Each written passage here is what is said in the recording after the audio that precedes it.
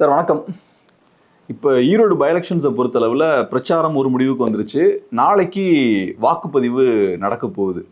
So இப்போ ஓவராலாக ஒரு ரவுண்ட் அப் மாதிரி ஒன்று பண்ணால் நல்லாயிருக்கும் அப்படின்ற மாதிரி பார்த்தேன். ஈரோடு எலெக்ஷன்ஸை ஃபுல்லாக ஒரு ரவுண்ட் அப் பண்ணால் கரெக்டாக இருக்கும். ஸ்டார்டிங்லேருந்து இப்போ வரைக்கும் ஃபுல்லாக ஒரு கவர் பண்ணால் நல்லாயிருக்கும் அப்படின்ற மாதிரி யோசித்தோம்.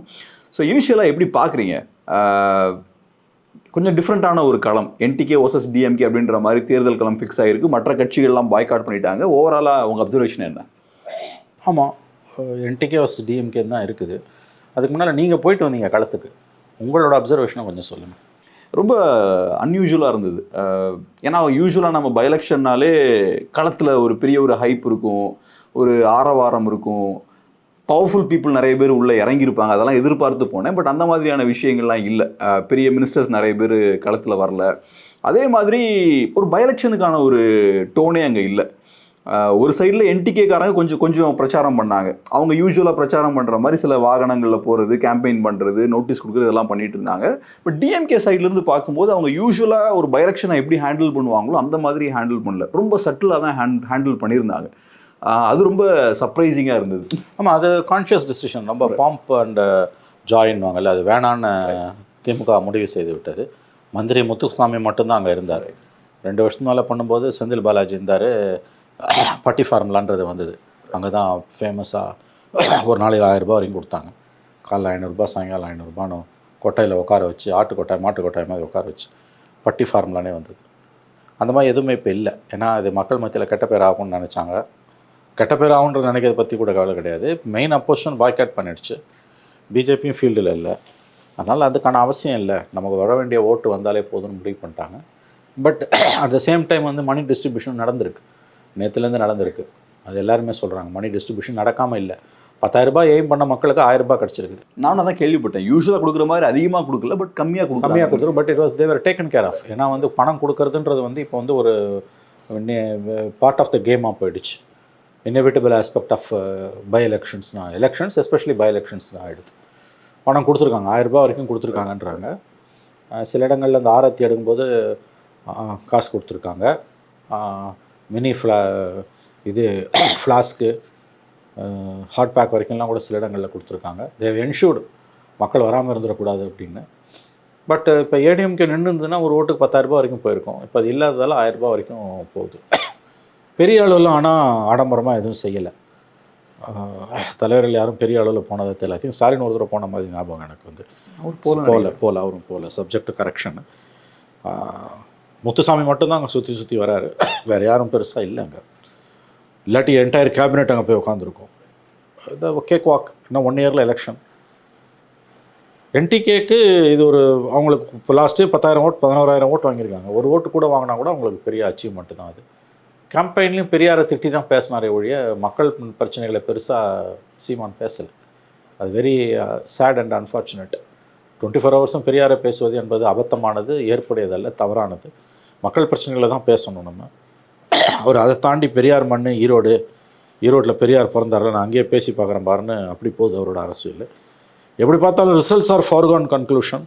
நம்ம கவனிக்க வேண்டியது என்னென்னா என்டிகே எவ்வளோ ஓட்டு வாங்குறாங்கன்றது மட்டும்தான். லாஸ்ட் டைம் வாங்கினதை விட கூட ஒரு 1000 ஓட்டு வாங்கினா கூட அவங்களுக்கு பெரிய அச்சீவ்மெண்ட் இல்லை. லாஸ்ட் டைம் வாங்கினதை விட குறைவாக வாங்கினாங்கன்னா slight jubilation for DMK victory வந்து எழுதப்படாத ஒன்று, like any other ruling party.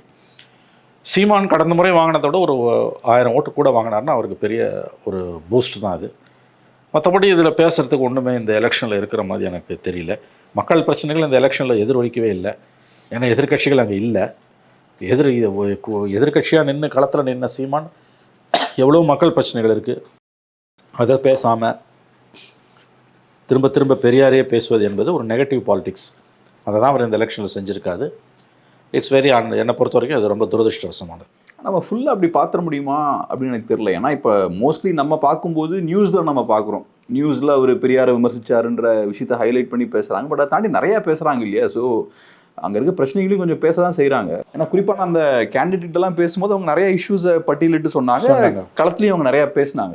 But issue மெயினாக வர்றது இதுதான் வருது. இதை இன்னும் ஒரு டோன் டவுன் பண்ணியிருக்கலாம். ஒரே ஒரு எதிர்கட்சி தான் களத்தில் நிற்குதுன்னு போது நீங்கள் பேச வேண்டியது மக்கள் பிரச்சனைகள் தானே தவிர பெரியார் இல்லை. பெரியாரை எப்போ வேணால் பேசிக்கலாம். 52 வருஷம் ஆகுது அவர் செத்து போய். பெரியாருக்கு பற்றின உங்களுடைய பார்வை என்னவென்பது தெரியும். அந்த பார்வைக்கான உரிமை உங்களுக்கு இருக்கிறது. நீங்கள் எவ்வளோ வேணால் பெரியாரை விமர்சனம் பண்ணலாம், எனக்கு அதில் எந்த ஆட்சேபனையும் இல்லை. பட் இந்த எலெக்ஷனில் நீங்கள் அதை பின்னுக்கு தள்ளிட்டு மக்கள் பிரச்சனையை பேசணும். ரெண்டாவது, பெரியாரை பற்றி எப்போ பேசினாலும் speak with some decency and dignity. கொஞ்சம் நாகரிகத்தோடு பெரியாரை பற்றி பேசுங்க. பெரியார் அநாகரிகமாக பேசியிருக்கலாம், ஆனால் பெரியாரை பற்றி நம்ம பேசும்போது அநாகரிகமாக பேசக்கூடாது. இது தேவையில்லாத சர்ச்சைகளுக்கு வழிவகுக்கும். இட்ஸ் அ நான் இஷ்யூ. என்னை பொறுத்த வரைக்கும் இட்ஸ் அ நான் இஷ்யூ. ஒன் அஜெண்டா பார்ட்டியாக எந்த கட்சி மாறினாலும் அந்த கட்சி வந்து அழிவை சந்திக்கும். அதனால் பெரியாரை விமர்சனம் பண்ணுறது தான் சீமானோட ஒன் டைம் அஜெண்டானா, அவருடைய கட்சி அதில் பாதாளத்துக்கு போகிறத யாராலையும் தடுக்க முடியாது. அவர் அதிலேருந்து மீண்டு வரணும்னு தான் நான் நினைக்கிறேன். இப்போ உங்களுக்கு 1000 கருத்து பெரியாரை பற்றி இருக்கலாம், ஆனால் திரும்பவும் சொல்கிறேன், நீங்கள் ஒரு இறந்து போன தலைவரை பற்றி பேசும்போது கூடுதல் எச்சரிக்கையுடன் மஸ்ட் ஆஃப் எக்ஸ்ட்ரீம் காஷியஸ்னஸ் தான் பேசணும். அது எந்த தலைவர்களாக இருந்தாலும், மகாத்மா காந்தியோ ஜவஹர்லால் நேருவோ, ஏன் even if it is Veer Savarkar, நம்ம எச்சரிக்கையோடு தான் பேசணும். ஏன்னா அவங்கெல்லாம் வந்து they're the greatest sons of our soil. So அவங்களுக்கு நிறைய குறைகள் உண்டு. இறந்த தலைவர்களை பற்றி பேசும்போது ஒரு எழுதப்படாத பொது விதி, யாராக இருந்தாலும் have some extreme decency and utmost care. இன்றைக்கி அது வெறும் அகடமிக் டிபேட் தான், அதை தாண்டி இல்லை. பெரியாரால் நீங்கள் ஜெயிக்கிறதோ தோக்கிறதோ ரெண்டு நடக்க போகிறதில்ல, அதை புரிஞ்சுக்கோங்க. எல்லா கட்சிகளுக்குமே திமுக உட்பட பெரியாரை எதிர்க்கிறது ஆதரிக்கிறதால வெற்றி தோல்வி தீர்மானிக்கப்பட போகிறது கிடையாது. அப்படி இருக்கும்போது ஒன் டைம் அஜெண்டாவை அதை சீமான் மாற்றக்கூடாது. மற்ற பிரச்சனைகளை பற்றி அவர் பேசுகிறார் இன்றைக்கு, ஆனால் வரக்கூடிய வீடியோ கிளிப்பிங்ஸ்லாம் பார்க்கும்போது ப்ராமினன்ஸ் வந்து இதுக்கு தான் அவர் கொடுக்குறாரு. அது லாங் டேர்மில் நிற்காதுன்றதான் என்னுடைய கருத்து. இந்த எலெக்ஷனை பொறுத்தளவில் ஒரு இன்ட்ரெஸ்டிங்கான ஒரு விஷயம் என்னன்னா, நம்ம ஃபர்ஸ்ட்டே டிஸ்கஸ் பண்ணது போல திமுக பெருசாக களத்தில் இறங்கி கேம்பெயின் பண்ணல. அதை நம்ம புரிஞ்சுக்க முடியுது. ஏன்னா களத்தில் இறங்கி ரொம்ப அக்ரெசிவாக கேம்பெயின் பண்ணாங்கன்னா ஆன்டி டிஎம்கே ஓட்ஸ்லாம் என்டிகேவை சுற்றி கன்சாலிடேட் ஆகிறதுக்கான வாய்ப்பு இருக்குது. ஸோ அதனால திமுக கொஞ்சம் டவுன் ப்ளே பண்ணுறாங்க, அந்த மாதிரியான விஷயங்கள் நடந்துடக்கூடாது அப்படின்றதுக்காக. பட் இந்த எலெக்ஷனில் நடந்த இன்னொரு விஷயம் என்னென்னா, திமுகவுக்கு ஆதரவாக நிறைய பேர் களத்தில் இறங்கியிருந்தாங்க. குறிப்பாக பெரியாரி அமைப்புகள்லாம் இறங்கியிருந்தாங்க, May 17, அப்புறம் மற்ற அமைப்புகள்லாம் இறங்கியிருந்தாங்க. அப்படி இறங்கும்போது அந்த கேம்பெயின் பார்த்தோம்னா சில நேரங்களில் ரொம்ப ஹீட்டடாக மாறுது. மோசமான வார்த்தைகள், அநாகரிகமான இடங்களுக்குலாம் அந்த கேம்பெயின் போகுது. ரெண்டாவது, சில நேரங்களில் கைகலப்புலையும் போய் முடிஞ்சிருக்கு. அதை எப்படி பார்க்குறீங்க? இல்லை, அது ரொம்ப அன்ஃபார்ச்சுனேட், தவிர்க்கப்பட்டிருக்க வேண்டியது, கண்டனத்துக்குரியது. சீமான் பெரியாரை பற்றி அவதூறாக பேசுகிறார் என்றால் கண்டிப்பாக அது கண்டனத்துக்குரியது, ஏற்க முடியாதது. சட்ட ரீதியாக சீமான் மீது நடவடிக்கை எடுப்பதில் எந்த தவறும் கிடையாது. சீமான் கூடுதல் எச்சரிக்கையுடன் திரும்ப திரும்ப சொல்லுகிறேன், பேச வேண்டிய பொறுப்பு சீமானுக்கு தான் இருக்குது. ஆனால் அதே நேரத்தில் சீமானை விமர்சனம் பண்ணி கடந்த 3 ஆண்டுகளுக்கு மேலாக கிட்டத்தட்ட ஒரு 100 யூடியூப் சேனலுக்கு பொழப்பே. காலைல எந்திரிச்சு பல்லு தேய்க்க ஆரம்பித்தா முன்னால் படுக்க போகிற வரைக்கும் சீமானை திட்டுறது தான் ஃபுல் டைம் ஜாபாகவே.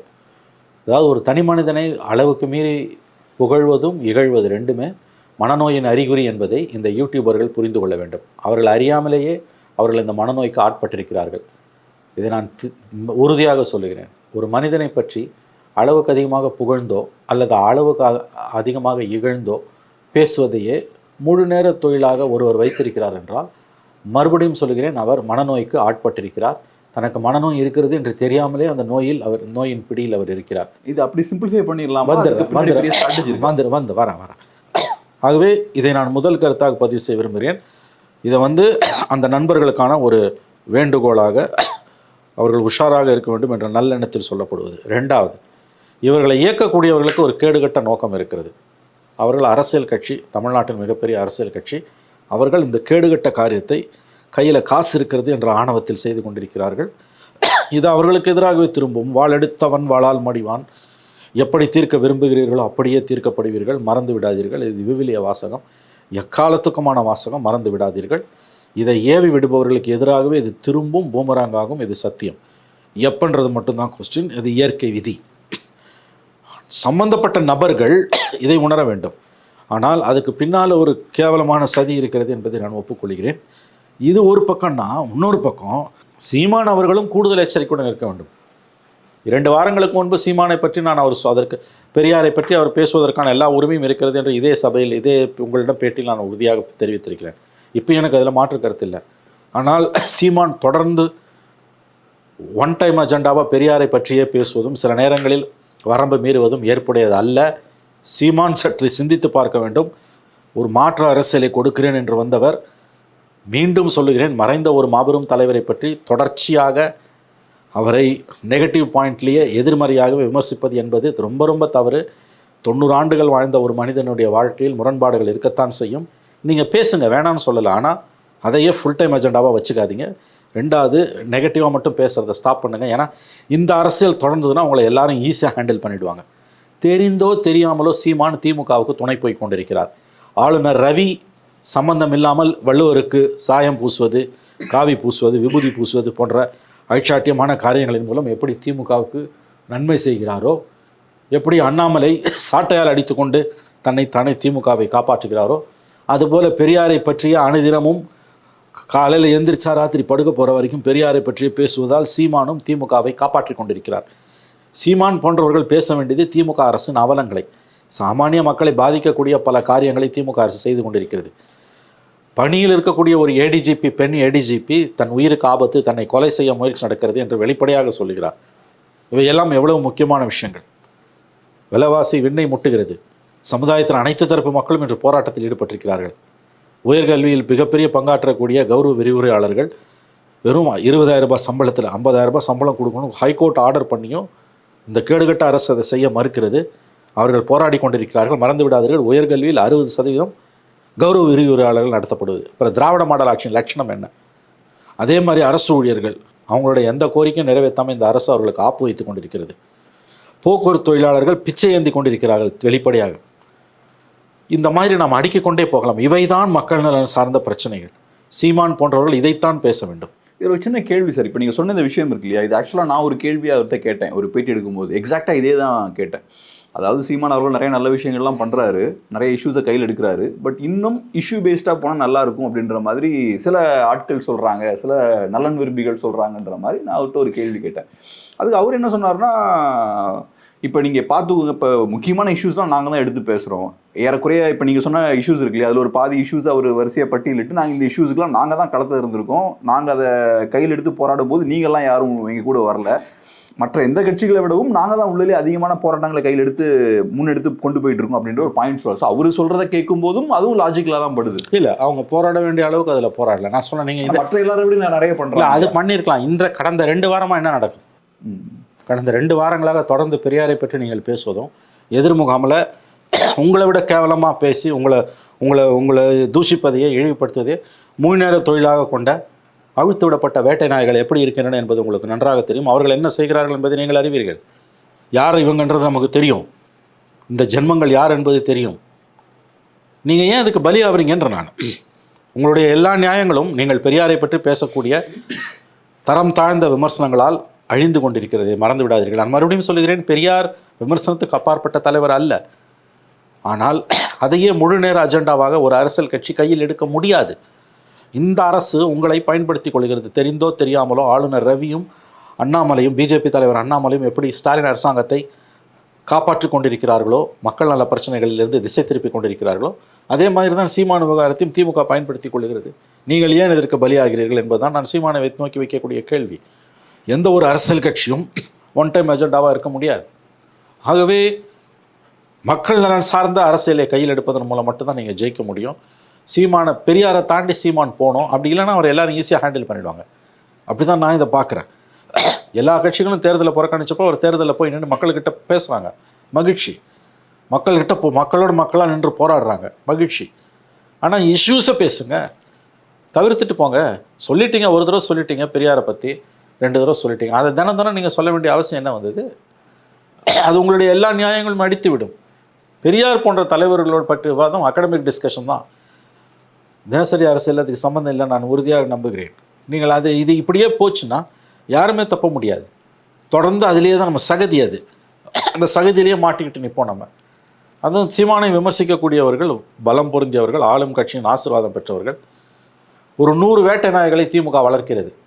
அண்ணா அறிவாலயத்தில் சீமான் மீதும் திமுக விமர்சிப்பவர்கள் மீதும் ஏவி விடுவதற்கு அவர்களுக்கு தேவையான அத்தனை உணவு வகைகளும் வழங்கப்படுகின்றன, எல்லாத்தையும் கொடுக்குறாங்க. Literally they are functioning as tax.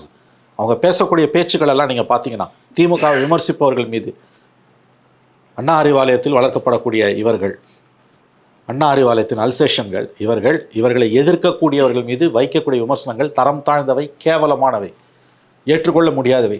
தொடர்ந்து செய்கிறாங்க. இதை யாராக இருந்தாலும் திமுகவை விமர்சிக்கக்கூடியவங்களை, அறிவு ரீதியாக விமர்சிக்கக்கூடியவங்களை, தரவுகளோடு விமர்சிக்கக்கூடியவங்களை, ரொம்ப கண்ணியமாக விமர்சிக்கக்கூடியவங்களை, தனிமனித தாக்குதல் துளியும் இல்லாமல் திமுக அரசை மட்டுமே, திமுக அரசின் கொள்கைகளை மட்டுமே, திமுக அரசின் செயல்பாடுகளை மட்டுமே விமர்சிக்கக்கூடியவர்களை பாய்ந்து பிராண்டுகிறார்கள், கடித்து கொதறுகிறார்கள். தனிமனித தாக்குதல்கள், அதில் அதிகமாக தனிமனித தாக்குதலுக்கு உள்ளாகி இருப்பவர் சீமான். அவர் அப்போ கூடுதல் எச்சரிக்கையாக இருக்க வேண்டும் என்பதுதான் என்னுடைய ஒரே பணிவான வேண்டுகோள். சம்மந்தப்பட்டவர்கள் தான் இதை முடிவு செய்யணும். இந்த 3.5 வருஷமாக திமுக செய்து கொண்டிருப்பது அவர்களை விமர்சிப்பவர்களை இழிவுபடுத்துவதற்காக கோடிக்கணக்கான ரூபாய் மாதம் மாதம் செலவு செய்து அவர்களுக்கு எதிராக இந்த வேட்டை நாய்களை ஏவி விடுவது. இந்த வார்த்தைகளை திரும்ப திரும்ப பயன்படுத்துவதற்காக நான் வருத்தப்படுகிறேன். ஆனால் அதுதான் உண்மை. ஏன்னா பணம் இருக்குது, அதிகாரம் இருக்குதுன்ற காரணத்துக்காக சிஸ்டமேட்டிக்காக திமுகவை விமர்சிப்பவர்கள் மீது, மறுபடியும் சொல்கிறேன், திமுக மீது தனிப்பட்ட எந்த தலைவர் பற்றியும், முதலமைச்சர்லேருந்து ஒரு எம்எல்ஏ வரைக்கும் தனிப்பட்ட முறையில் எந்த ஒரு திமுக பிரமுகரையும் விமர்சிக்காமல் இஷ்யூஸை மட்டுமே பேசக்கூடியவர்களை இவர்கள் பாய்ந்து பிராண்டுகிறார்கள், கடித்து குதறுகிறார்கள். அப்போ அந்த கூட்டத்துக்கு எதிராக தான் அரசியல் செய்கிறோம் என்பதையும், அவர்கள் அளவுக்கு தான் இறங்கி போனால் தன்னுடைய எல்லா முயற்சிகளும் வீணாகி போகும் என்பதையும் சீமான் உணர வேண்டும். இல்லைன்னா பேசி பிரயோஜனம் கிடையாது. சார், கடைசியாக ஒரே ஒரு கேள்வி. ஃபஸ்ட்டு நீங்கள் சொன்னீங்க, இப்போ என்டிகேக்கு போனதை விட ஒரு 1000 ஓட்ஸ் அதிகமாக வந்ததுன்னா அட்வான்டேஜ் என்டிகே. 1000மோ 5000மோ என்ன வந்தாலுமே அட்வான்டேஜ் என்டிகே தான். அதே மாதிரி திமுகவுக்கு என்டிகே இப்போ ஒரு 1000 ஓட் கம்மியாக வாங்கினாங்கன்னா அட்வான்டேஜ் திமுக அப்படின்ற மாதிரி சொன்னீங்க. 1000மோ 2000மோ எவ்வளோ ஓட்ஸ் இருக்கலாம், கம்மியான அட்வான்டேஜ் டிஎம்கேன்னு சொன்னீங்க. பட் பொலிட்டிக்கல் இம்பாக்ட்ஸ் என்னவா இருக்கும்? 0. இப்போ என்டிகே அதிகமாக வாங்கினாங்கன்னா, மேபி பை எலெக்ஷனில் ஓட்ஸ் அதிகமாக வாங்கிட்டாங்கன்னா டிஎம்கேக்கு எதிரான ஒரு ஆன்டி இன்கம்பன்சி இருக்குது அப்படின்ற ஒரு இம்பாக்ட். டிஎம்கே கவர்மெண்ட்டுக்கு எதிராக anti incumbency, huge anti incumbency இருக்குது. ஆனால் சத்தியமாக இந்த இடைத்தேர்தலில் அது எதிரொலிக்காது. ஆனால் இடைத்தேர்தல் என்பது தமிழ்நாட்டில் ஒரு ஃபார்ஸ். இந்தியாவில் எல்லா மாநிலங்களிலும் நடக்கக்கூடிய இடைத்தேர்தல்களும் தமிழ்நாட்டில் நடக்கக்கூடிய இடைத்தேர்தல்களும் கம்ப்ளீட்லி டிஃப்ரெண்ட். ஏன் அப்படி சொல்கிறீங்க? ஏன்னா அதிருப்தி கிரவுண்டில் இருந்ததுன்னா அதை வெளிப்படுத்துறதுக்கான ஒரே வாய்ப்பு இதுதானே? கிடையாதுன்றேன். இது நீங்கள் 2003 மார்ச் நம்ம ஏற்கனவே பல தடவை பேசிட்டோம். சாத்தாங்குளம் இடைத்தேர்தலில் ஜெயலலிதா ஆரம்பித்த அட்டூழியம் எப்படி கருணாநிதி பீரியடில் திருமங்கலம் ஃபார்முலாவாக வளர்ந்தது. அப்புறம் 11-21 என்ன நடந்தது? ஒரே ஒரு எக்ஸம்ஷன், அந்த 22 அசம்பிளி எலெக்ஷன் மினி ஜெனரல் எலெக்ஷனாக நடந்ததால் அதில் 13 சீட்டு திமுக எதிர்க்கட்சியும் 9 சீட்டு ஆளும் கட்சியான அதிமுகவும் ஜெயிச்சது. அவ்வளோதான். டிடிவி தினகர் ஆர்கே நகரில் ஜெயிச்சது இஸ் அபரேஷன். மற்றபடி இந்த 22 வருஷமாக அன்ரிட்டன் லா எதிர்கட்சிகள் தான் இங்கே தோக்கும், ஆளுங்கட்சி ஜெயிக்கும். ஆனால் பணம் ஹியூஜ் மணி இன்வால்வ்டு. பணத்தால் தான் இவங்க ஜெயிக்கிறாங்க. அது யாராக இருந்தாலும். உடனே நீ மக்களை இழிவுபடுத்துறியா? மக்களே இழிவாக தான் கிடக்குறாங்க. எனக்கு துண்டு கொடுங்க சாலை மறியல் பண்ணுறானே. ஓப்பனாக தானே நடந்தது புதுக்கோட்டையில் 2012 புதுக்கோட்டை பை எலெக்ஷனில் 11 சிபிஐ இந்த ஜெயலலிதா கூட நின்ற கட்சியோட எம்எல்ஏ செத்துடுறாரு. அங்கே பை எலெக்ஷனு ஏடிஎம்கே போய் நிற்குது. ஜெயலலிதா முதலமைச்சர் பிரச்சாரம் பண்ணிட்டு போன பிறகு அங்கே இருந்த 10 தெருவில் காசு கொடுத்தான், 2 தெருக்கு காசு கொடுக்கணும்னா அந்த 2 தெரு மக்கள் 4 சந்தியில் 4 கார்னர் ஜங்ஷனில் சாலை மறியல். ஜனநாயகத்தின் அற்புதங்களில் அது ஒன்று. கண்கொள்ளா காட்சி. லோக்கல் போலீஸும் கட்சிக்காரனும் நாளை காசு கொடுப்பாங்கன்னு சமாதானம் பண்ணி அனுப்புனாங்க. இது நடந்துதா இல்லையா? சரி, இது 23 பிப்ரவரி செந்தில் பாலாஜியோட ஃபேமஸ் பட்டி ஃபார்முலா. இதே ஈரோடு இடைத்தேர்தல் ஓப்பனா ஒளியும் மறைவே இல்லை. ஆமாம், காலைல 9 மணிக்கு வருவோம், 1 மணிக்கு சாப்பிட போகும்போது 500 ரூபாய் கொடுப்பான். சாயங்காலம் 5 மணிக்கு வருவோம், நைட்டு 9 மணிக்கு போகும்போது 500 ரூபாய் கொடுப்பாங்க. 1000 ரூபாய் வண்டியில் கூப்பிட்டு வருவாங்க, வண்டியில் கூப்பிட்டு போவாங்க. சொன்னாங்களா இல்லையா மக்கள்? ஆன் கேமரா சொன்னாங்களா இல்லையா? மக்களை நீங்கள் யாரா மக்களை இழிவுபடுத்துறது? நீங்கள் தான்டா மக்களை ஏற்கனவே காசு கொடுத்து அடிமையாக்கி வச்சுருக்கீங்க. கஞ்சாக்கும் அபினுக்கும் மக்களை அடிமையாக்கின மாதிரி இடைத்தேர்தலில் காசை கொடுத்து மக்களை அடிமையாக்கினது யார்? 2 திராவிட கட்சிகளும் தானே. அப்போ இடைத்தேர்தல் ஒரு கேடா தமிழ்நாட்டுக்கு? யார் நின்னாலும் தோப்பான். 5 வருஷம் 2006-11 11 தொகுதி 11 இடைத்தேர்தலில் ஜெயிச்ச திமுக. ஜெயலலிதாவே டெபாசிட் இழந்தாங்க ஏடிஎம்கே. எப்போ? எலெக்ஷனுக்கு 1 மாதம் முன்னால், ஒரு வருஷம், ஒரு 6 மாதம் முன்னால், 1 வருஷம் முன்னால். புரிஞ்சுக்கிறதுக்காக கேட்குறேன். இப்போ ஆன்டி இன்கம்பன்சி இருக்குன்றீங்க. அப்போ குறைந்தபட்சம் ஒரு 20,000 பேருக்காவது பயங்கரமான கோவம் களத்தில் இருக்கும். அந்த 20,000 பேர் ஓட் போட மாட்டாங்கன்றீங்களா? போடுவான். 20,000 பேர் வருவானா? அது கொஞ்சம் கம்மியாக இருக்கும் வருவானான்ற நான். இன்னொன்று, பை எலெக்ஷனை மக்களே சீரியஸாக எடுத்துக்கிறது இல்லை. அது எப்படிங்க 4.5 வருஷம் ஆண்ட ஒரு கவர்மெண்ட்டில் ஆன்டி இன்கம்பன்சி இல்லாமல் இருக்கும்? 2006-11 11 தேர்தலில் திமுக ஜெயிக்குதுங்க. கடைசி தேர்தலில் ஏடிஎம்கேக்கு டெபாசிட் போகுது. 1 வருஷத்தில் ஜெயலலிதா 140 சீட் என்னமோ ஜெயிக்கிறாங்க. திமுக 23 சீட். எதிர்கட்சியாக கூட வர முடியல. எதிர்கட்சியாக ஜெயிக்கணும்னா 24 சீட்டு ஜெயிக்கணும். 23 தான் ஜெயிக்குது திமுக. 29 ஜெயிச்ச தேமுதிக தான் எதிர்க்கட்சி. 5 வருஷமா எல்லா இடைத்தேர்தலும் ஜெயிச்ச திமுகவால் எதிர்க்கட்சியாக கூட வர முடியல. எல்லா இடைத்தேர்தலையும் ஜெயிச்ச ஜெயலலிதா 2001-6 எதுக்கு 6ல் தோத்தாங்க? அப்போ மக்கள்கிட்ட வந்து ஆன்டி இன்கம்பன்சி இருக்குது. ஆனால் வாக்களிக்க வரும்போது ஆளும் கட்சிக்கு தான் வாக்களிச்சுட்டு போகிறாங்க. அது கவனிக்க வேண்டிய விஷயங்கள் கவனிக்கப்படுவதும் ஒரு காரணம். இப்போ முதல்ல திமுக வந்து கடந்த 3 நாட்கள் முன்பு வரையில் அமைதியாக இருந்தாங்க. இப்போ லாஸ்ட் 2 டேஸும் வந்து they swing into action, they have swung into action. கொடுக்க வேண்டியது கொடுக்கப்பட்டு கொண்டிருக்கிறது.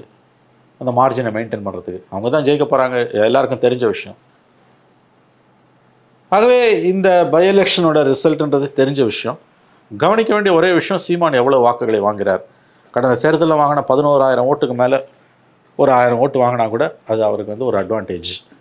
அப்படி இல்லைன்னா பெரிய நஷ்டம் ஒன்றும் கிடையாது. 11,000, 10,000, 9,000 ஆனால் கூட பெரிய நஷ்டம் ஒன்றும் கிடையாது. எப்படி பார்த்தாலும் இந்த தேர்தல் வெற்றியில் 100% வெற்றி உறுதி திமுகவுக்கு. இந்த தேர்தல் வெற்றியில் திமுக பெருமைப்படுவதற்கு எதுவுமே இல்லை. தங்களை தாங்களே அவர்கள் திருப்திப்படுத்திக் கொள்ளலாம் ஜெயிச்ச பிறகு. மற்றபடி இந்த தேர்தல் வெற்றியில் திமுக திருப்திப்படுவதற்கு, முதலமைச்சர் திருப்திப்படுவதற்கு, ஆளும் கட்சி திருப்திப்படுவதற்கு ஒன்றுமே கிடையாது. It's a farce. This by elections are a farce. Past 22 years கேலி கூத்து. கடந்த 22 ஆண்டுகளாக தமிழ்நாட்டில் நடந்தேறி கொண்டு இருக்கின்ற கேலி கூத்தின் மற்றொரு ஓரங்க நாடகம் நாளைக்கு நடங்க இருக்கிறது. அவ்வளவுதான். முடிவுகள் என்னவென்பது எல்லோருக்கும் தெரியும். ரொம்ப நன்றி சார். உங்கள் பிஸியான டைமில் அருமையான ஒரு பீரியட். ரொம்ப நன்றி. நன்றி கேப்டன்.